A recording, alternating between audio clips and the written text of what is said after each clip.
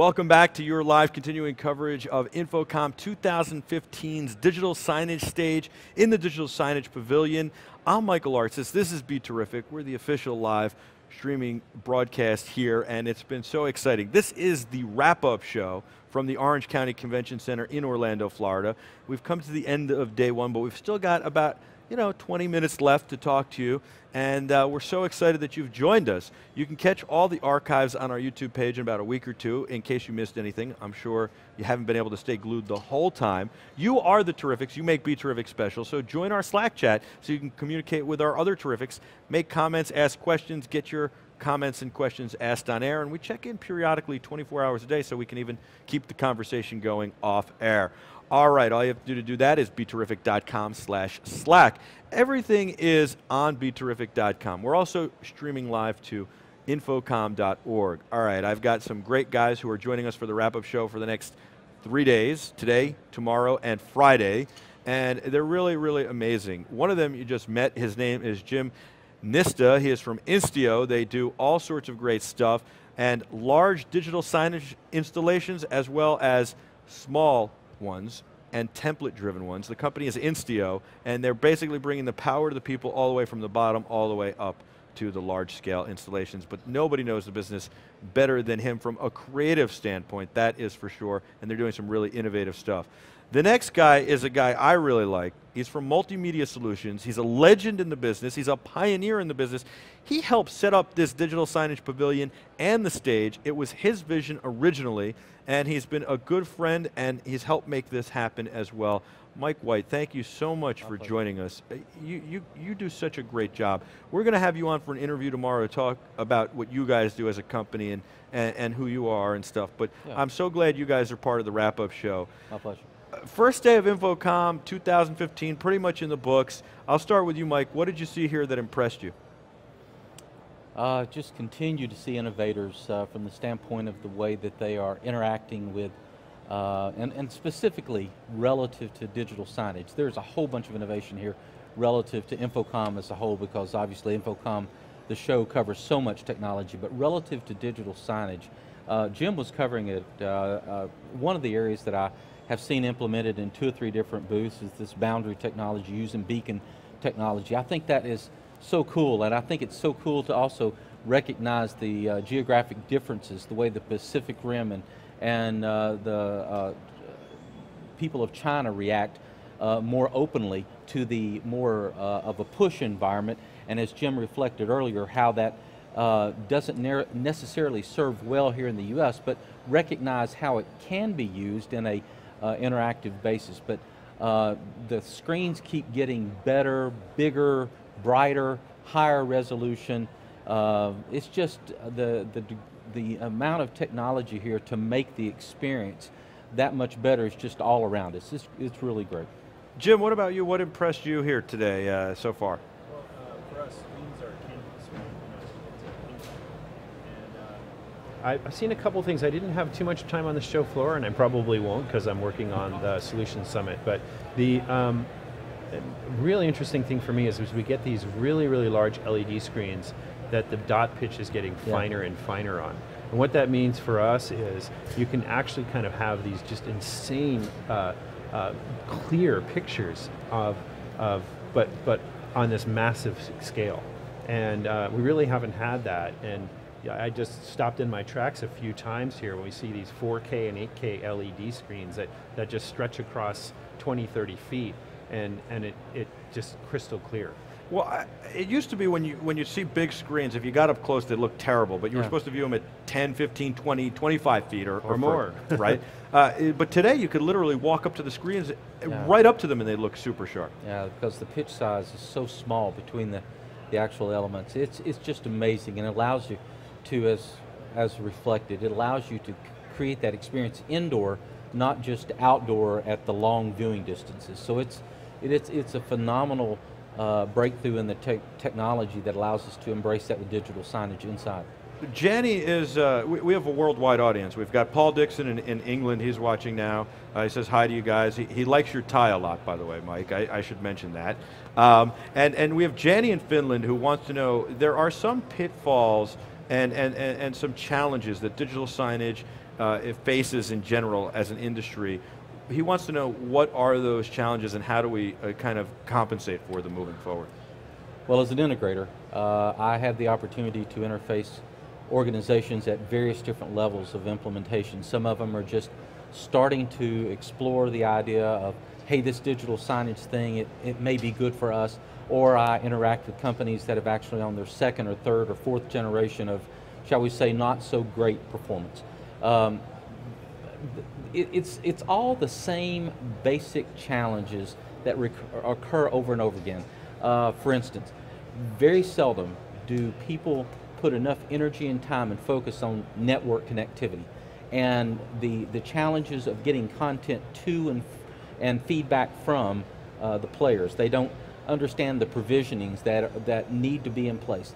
They don't pay attention to content as much as they should. Everybody has heard that content is king and it's still true, but it's still not getting through to people that you just don't run TV advertisement, a 30-second or a 1-minute commercial where the viewing time for the person passing by is 10 seconds. And it's just not effective. So I still see the biggest pitfalls having to do with networking. Hardware is getting less and less to be a challenge. I mean, flat panels, LED panels, they're getting better. They last longer. They're brighter. The players, they cost less. They go faster. They do so much with so little anymore. But we still don't get we still are not effectively communicating that content has to be a real focus. That network connectivity cannot be taken for granted. But those are the areas that I see a pitfall. Jim, how about for you? Yeah, in terms of pitfalls in the industry, I actually have two. The first one I think is really talking towards HTML5, right? We hear that as a buzzword, but not all these media players really support it the way they should. And so we've got a great kind of light at the end of the tunnel in terms of some of the things that are coming. We've heard some great news from BrightSign with what they're doing with some of their players in terms of upgrading some of the HTML capabilities, but we're also really hearing about what Google has in store for the industry with the Chrome box. And those are going to really kind of bring a true, real HTML5 experience to all of us, and I think that's going to be real impactful. The second thing that I think is a challenge to the industry is really this kind of lack of understanding of do it yourself.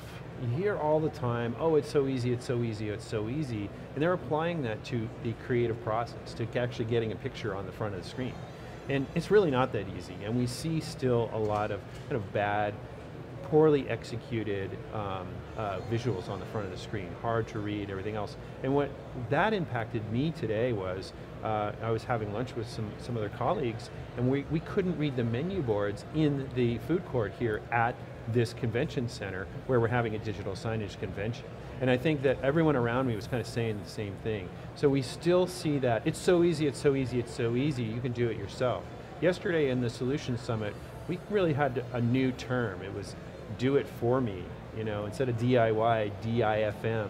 We were really kind of looking at that and saying, you do need to bring in some professionals who understand the medium and how to design and create for it. I really like what you're saying. I find it's so true because, look, there are people who can do it themselves and do it well. Fine, there are people who can repair their own car. It's not me. Exactly. Do it for me is my motto for that, and for this kind of thing too. But I was looking at a digital sign earlier in the day here at InfoComm, and I don't get to get out much when I'm behind this desk, but I was looking at it, and I only have a few minutes, and I'm sitting there trying to figure out what I'm supposed to be taking away from this, what it's telling me. And there's so much information. It's like they tried to crowd too much in there, and I'm, So what it really told me was sometimes you got to keep it simple, and you got to, what am I looking at this for? What's the purpose? Don't just flood me with information. I don't have time to sit there and go through it all. And I think that that's where design comes into it, really, because if you do it yourself, you want to put everything. Whereas if you have a creative agency do it, they say, no, what are we trying to get, what's the message across? Okay, we can put this here, we can put that there. And you had basically the same problem with your menu board. They put so much on, you couldn't read it. Well, and what they're actually failing to realize is that by frustrating their customer, they're starting out by creating a poor customer experience. right? So I'm starting out by saying the food that you're going to eat, you're going to be frustrated with. And that's the first point of impact to that customer, is communicating to them what they want to know. What do you have to sell me, and how much is it going to cost me? And if you can do that and not frustrate them, but appeal to them and do it right, they're going to be less likely to have complaints or walk away or anything else. And so there's an ROI factor to doing it right that I think few people actually realize. So this idea of, it's so easy to create your own content, it's a little bit of a challenge for the industry that we need to kind of back away from and say, you know what, let's bring in the experts. It's so easy to change your brake fluid. Yeah, and you're going to rear end the car in front of you potentially if you don't know what you're doing. It's really something that you need to be careful with. And there were a lot of very, very frustrated people at a AV convention trying to order their lunch. Let me just build on that. I was at a local restaurant last night, and I brought several people from the company down, and we went to a local restaurant of which we had familiarity, but this particular restaurant had placed 5 screens up there, and they were putting dynamic content intermittently over top of where the menu selections were. And so about the time that you're getting ready to make your buying decision on what sandwich or what entree you were going to get, all of a sudden the dynamic, just what you were talking about, it's a frustrating experience. It changes. I'm going, use another screen for that. If you're going to help me with dwell time, lowering the wait time and all that stuff, I get it, but just because you can doesn't mean you should. And there's some of this that is so over the top, not conscious about what is the real experience. It's a fine balancing act, I think, and I think that it could actually hurt you if it's not implemented right. Some people think, oh well, I mean, this can't hurt, I might as well have it or whatever. But if you don't do it right, it could actually hurt you. And I think your point, Jim, it hurts you bad. Was great about the ROI. No, it really does come back to how the creative strategy impacts your ability to create a good experience, a great experience. And a great experience is, in dining, involves so many aspects, including your ability to actually order. And if you're looking at that menu and you're in that mode of influence where you're actually going to make your buying decision, and the screen suddenly starts showing a movie trailer, you were thinking about buying the popcorn, the large or the medium, and then screen changes to show you a movie trailer, that's, as Mike's saying, use a different screen. You got 20 of them up there, right. Use a different screen. And we sometimes have creative and content strategy that fails us because the software is that easy that allows you to do things that you really probably shouldn't do. I see engagement and interactivity today as one of the big things. Is this good? Is it bad? Is it, you know what, it's great, but we can't do too much of it. I said earlier in the day, my son, he's 2 years old, Jack, walks up to the TV in the house and wants to touch it. And I know the kids and future generations and the kids today want to touch everything. Everything's a touch screen. And I guess we do too, but we look at digital signage and it's never been like this before. And so people walking up and touching it and interacting and getting their fingerprints all over it, it's an interesting dynamic, I think. And then they're actually interacting. Do we have to be careful about how much we do, or is it just, hey, let's make everything interactive and engage people even more? Well, I think we've already put it in. I think because of the 2-year-old being introduced to the type of learning tools that they are introduced to in the earliest of learning experience, probably at your home. It won't be, if you haven't already, it won't be long before you've got him a small Android tablet or a small iPad, because it's entertaining. But we're teaching them that they should expect to interact with whatever learning experience, whatever decision-making platform that they're getting. So I don't think that we have much of a choice. We have to facilitate that degree of interaction. But some of the things that we don't want to forget about is there's more than one way of interacting. I was recently working with an organization where the discussion of introducing smell as a motivator in a buying environment, in a restaurant environment, was just something that was new to the thought pattern. But But the reality is, the more senses that you can include, the more motivation you can to encouraging somebody to make a decision, to stop, to interact, to engage. So it's, I don't think that the interactivity is avoidable. I think that it's just going to continue to elevate the expectations. Jim, you're working a lot on interactivity, especially with Beacon and all that stuff, but is it ever too much? Well, yeah, it can be very much too much. And again, we have to focus on a factor of audience and place, right? And even in some of our bigger conversations out before the show started yesterday, conversations came up about audience and place. Sometimes we forget the place that we're in. We think about the audience and we've captured the audience's needs perfectly, and we forget where we have them.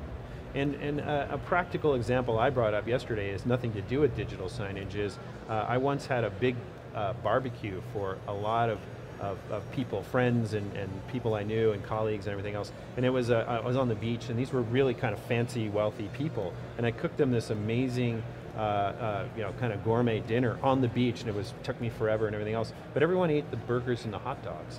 What I failed to remember is, even though these people expect to have a really nice, fancy dinner, they were at the beach and they were there for a barbecue, and they wanted that type of food. So I got the audience right, and I got the place wrong. And we do that in digital signage sometimes, where we are we're misunderstanding the idea of putting a giant interactive screen in an airport. We're misunderstanding what it is that person in the airport is looking to do.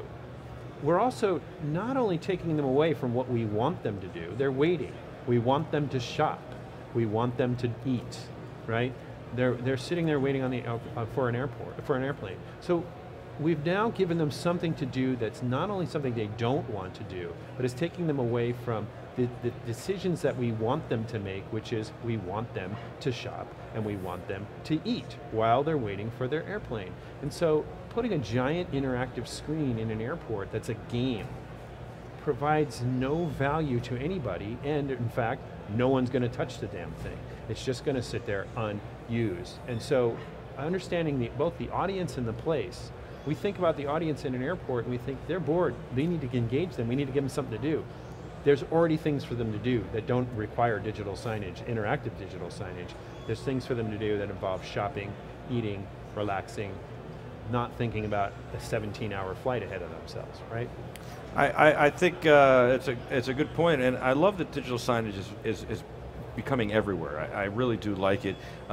Sometimes there's too much advertising, I think, for it, and not enough information, because the information's great, the advertising's fine, but like when you're sitting on a plane and you get a loop over and over and over, get the headsets, it's annoying. Or when you're sitting in the airport, you made me think of that as you just mentioned it, it can get really tiring and draining, especially when you have nothing else to stare at. InfoComm is an amazing, amazing event, an amazing organization, really focused on education, on communication, on bringing people together, on having people integrate, the integrators working with the manufacturers, working with the creatives. I noticed this year that a lot of companies have come back to InfoComm for the first time as it grows, and a lot of new companies have showed up for the first time.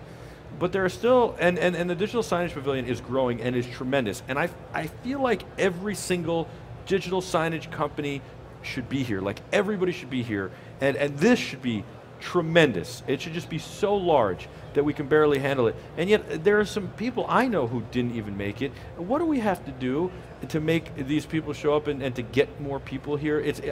What is it? I think 50,000 people are going to grace this hall in the next few days, but it's not small, it's just that it's all here in one place. How do we get the people who don't come to realize it? And maybe hopefully this helps as well, gets people, viewers, and the audience and integrators and creatives who didn't come and manufacturers excited about it and wanting to be here. But what do we do, Mike?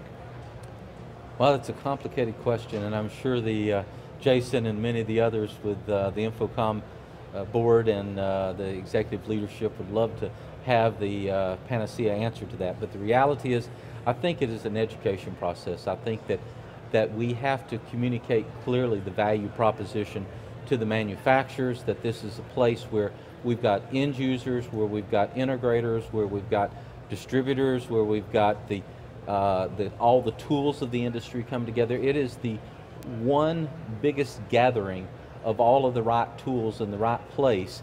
And I think it's purely a communication challenge of targeting and communicating to the right people. When they hear the term InfoComm, it doesn't necessarily ring that it is digital signage heaven from the standpoint of where can I find the best fit to promote what we do in the area of digital signage. Here's what I think.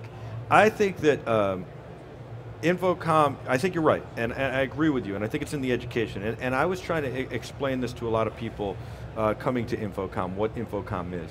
And so I was saying it to the viewers too, the Terrifics. They're amazing, they make this special, they're unbelievable. And what I think the best explanation is, there's CES, which is a great show, but it's the consumer electronics show. Yeah. To me, this is the corporate electronics show in general. It's everything that you would need to do corporate business electronics, period. You've got telecom, you've got video conferencing, you've got drones for agriculture and all sorts of stuff, you've got some filmmaking, you've got distribution, you've got content creation, and then you've got the digital signage pavilion, because everybody, if you own a business, needs digital signage. You need to have your presence with LED walls, with video walls, with all sorts of stuff when you're going out and promoting, when you're going to other trade shows, when you're doing whatever. So I think that the best way to describe it really is the corporate electronics show, but also in addition to that, it adds the education element and the integration element. So it basically puts all these people in the same room to communicate and learn together and train together, and I think it's just such a powerful event, and it's so amazing. And so I want people to want to be here next year, more people, and I want this to grow bigger. It's tremendous, it is phenomenal, and Jason and all the people at InfoComm do an amazing, amazing job. They really do, and they've seen the vision like this to help this grow, right? And they've seen other things, and they help make this happen, and they invest. They invest in making this grow. So that's awesome, but I just want people to realize the value. I think that's what you said. It all goes back to the ROI and the value, and what is my return on investment, and I think it's huge for people here, and people need to realize that. So more people need to come here to the Digital Signage Pavilion and the Digital Signage Space here, and InfoComm in general next year, and I think it'll be in Vegas next year. It is. Yeah. Jim, do you have anything to add to that? Yeah, in terms of the type of company, I like the idea of corporate electronics show. It really hits it on the head. The type of company that's coming here over the last, go back 5 years, they might have only been in rental and staging. They might have only been in lighting. They might have only been in audio reinforcement. They might have only been in certain areas. And now there's so much bleed over where you have a live event company that also needs to do certain things that impact and involve digital signage, right? They may not be what we think of hanging a screen on the wall or interactive, but they may actually be utilizing some of the same concepts that we have to in digital signage. And so I think that the industry of digital signage can and will support 2 trade shows very effectively. One that is highly focused on digital signage and only on digital signage, and a second one where you have people from home theater, security, corporate communications, rental and staging, and AV integrators all kind of converging on the same place and seeing that there's a need for digital signage. I think the show itself can work on focusing the pavilion, the space, focusing on bringing and bringing in some of the right kind of companies and making it worth their while to come here. And I think that is something that when those 2 things kind of meet, then the industry itself is ready and able to support 2 trade shows that are providing 2 separate audiences.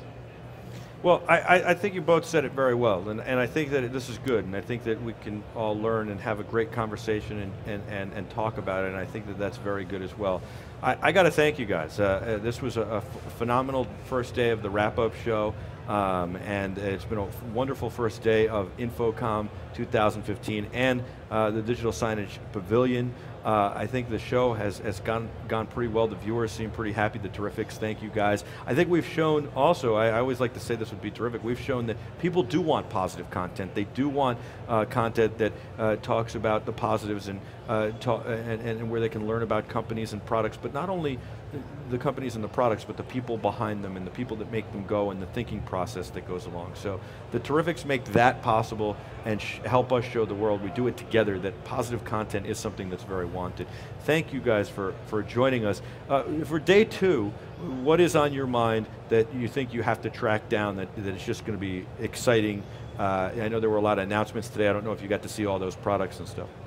Yeah, I think that for me, it is seeing how the companies are complementing each other. There's more and more companies within the digital signage umbrella that are actually complementing each other. Some companies that have unbelievably great backends for doing content management at an enterprise level, joining with inexpensive players and things of that nature. I think we're going to see more of that to bring more cost effectiveness to the delivery of content. So I'm looking forward to finding out more of those partnerships around how they play together, because we're better together.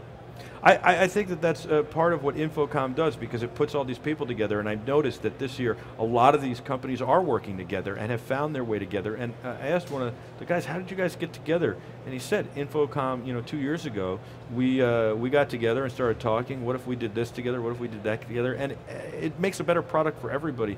And so I think that's a great point. That's very exciting, and I am glad that InfoComm is the impetus for some of that as well.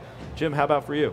Yeah, there's a lot of new, actually in my world, we're targeting media players, right? And there's a lot of actually interesting new kind of concepts coming out of embedded media players. That's not new. We've had embedded media players for a while. A lot of companies are kind of joining into that space. And our company has done a lot of work with the embedded media player space within Samsung. We're interested to see whatever other companies have to offer in that space. I mean, certainly there's a great product there for us. It works really, really well for what we do. But that, we shouldn't be closed-minded to it all. We need to look at other solutions and evaluate them. So I'm going to spend some time over looking at some of the other flat panel companies and see what they've done in terms of their embedded media players. To that end, though, I was interesting to see today is that one of those companies I just mentioned actually took the embedded media player out of the panel. So Samsung has now taken the media player out of the panel and has given that as a external media player as well, which is really fascinating for us because it allows us to do the HTML work that we do over video walls. Right, so now we have one processor we can feed a video wall to. So I'm going to go over there and learn a lot more about that one as well. That's very exciting. I look forward to hearing about that tomorrow. I know that we had Clear One on, who has a way of doing video walls without any processor at all. It's pretty impressive. It's all about video encoding and decoding. I thought that was very impressive. I thought AOpen had a very impressive Chromebox for industrial use and commercial use. That was impressive.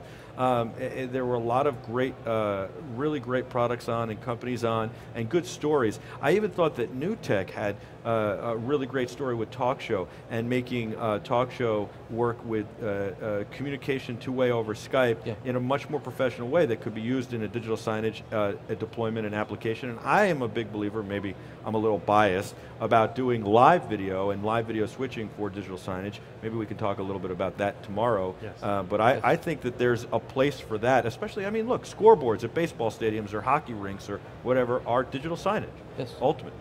And so you've got that's live video being piped into there at some point. So video switchers are really important. Ben Rathig is watching, and he's one of our terrifics in the Slack chat, and he said, thank you guys very much, you were terrific, and he can't wait till tomorrow.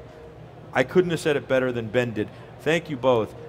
Mike White from Multimedia Systems and Jim Nista from Instio. We'll see you again tomorrow for the wrap-up show. Mike, we'll see you for an interview tomorrow as well, and we're really excited about it. This is day one of InfoComm 2015. You are watching your live continuing coverage of InfoComm 2015's digital signage stage in the Digital Signage Pavilion on BeTerrific. We're the official live stream of the Digital Signage Pavilion here at InfoComm 2015, and I am very proud of that, and I'm very proud of you. Thank you so much for watching. We did great today, and you did as well. Keep the comments and feedback coming. You're the Terrifics. You make this special. we'll see you tomorrow. Before we go, I just want to thank the wonderful crew here who has helped make all this work. Adam, Chris, and Dave have done an amazing job, as well as James from the Freeman. And of course, we have to thank Vadio and NewTek for all their tech gear here that has helped make this work. I, of course, have to thank InfoComm, Jason, and Debbie, and Patty, and the rest of the team as well for making this become reality. Thank you so much for watching. We'll see you again tomorrow. You're the Terrifics. I'm Michael Artsis. Until then, be terrific.